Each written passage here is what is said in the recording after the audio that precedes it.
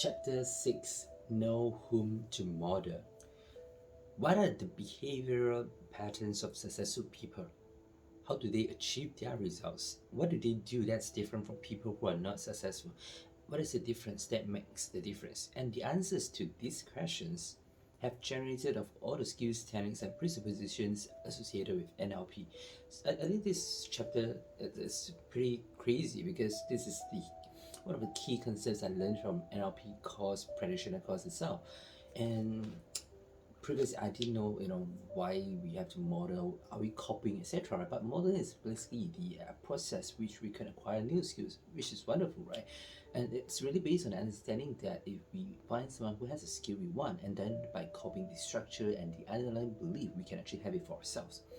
And true or not, that whatever so-called goals, streams we have in mind is likely that have been achieved by somebody else, right?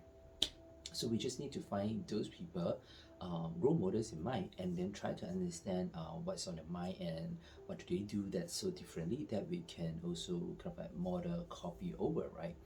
That's example. For example, imagine you are someone who maybe procrastinates a lot, and then you having a writing this assignment to complete by a certain deadline, and in order to meet this deadline, you want to learn from someone who can actually focus and get a job done. So first, you'll find a few people who can do this very well, and then you observe them and work out how do they do this, what do they do first, and also next, and so on. Notice what you see here on and the actions that you witness, right? um, of course you need to also find out what do they think, and what's their values and beliefs about getting things done by the deadline, right? What is different in their thinking that leads to the get it done now attitude rather than procrastinating. So those are the questions that can be quite deep in terms of how we should approach it, right? Right, one of the examples that you can ask them is about, hey, so what's important to you about getting things done? All right, and through listening, understanding what's on the mind, it's allow us to really get closer, better into getting our goals done as well. So the whole point is about selecting people who have achieved the goals that you want, and then really model in terms of what they do and the beliefs as well.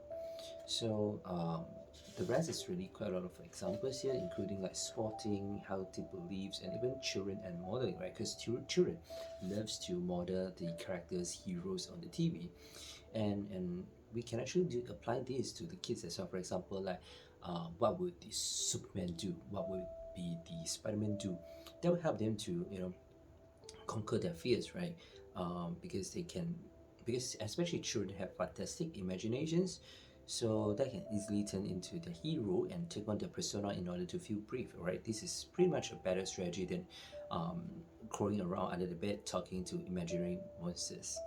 So yeah, if they want to get better at the school, maybe they can emulate the person in the class who get best marks, right? Okay, I think putting all together, this chapter it's about finding models by also being curious as you watch people with the performance in a chosen field that's excellent, and you will need many of those, right? Because it might take a few attempts to find the exact part of a model that you need for your strategy, right? So you will only need the part that make the difference between success and failure of your own strategy.